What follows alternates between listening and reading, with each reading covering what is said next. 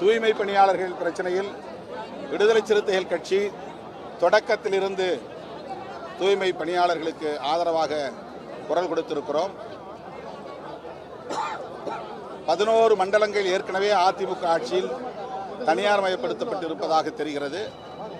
மொத்தம் 15 மண்டலங்கள் சென்னை மாநகராட்சியில் அனைத்து துறைகளிலும் தனியார் மயப்படுத்துதல் இந்திய ஒன்றிய அரசுக்கு சொந்தமான துறைகளாக இருந்தாலும் மாநில அரசுகளின் கட்டுப்பாட்டில் உள்ள துறைகளாக இருந்தாலும் தனியார் மயப்படுத்துதல் தீவிரமடைந்து வருகிறது. தனியார் மயப்படுத்துவதை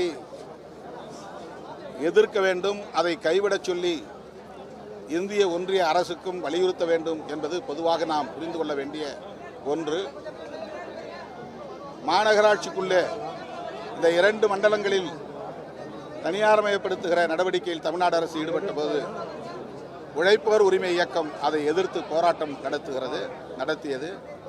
அந்த இயக்கத்தின் தலைவர்களோடு பாரதி, தோழர் குமாரசாமி ஆகியோரோடு நான் தொடர்பிலே இருந்தேன், விவாதித்தேன்.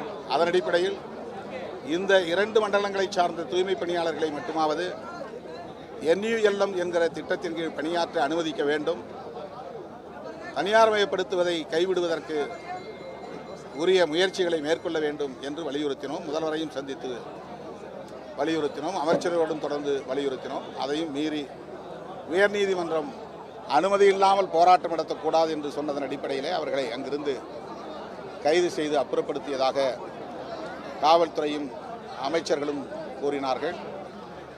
எது எப்படி இருந்தாலும் மீண்டும் நான் விடுதலை சிறுத்தைகள் கட்சியின் சார்பிலே தமிழ்நாடு அரசுக்கு விடுக்கிற வேண்டுகோள், தனியார் மயமாக்கும் முயற்சியை கைவிட வேண்டும்.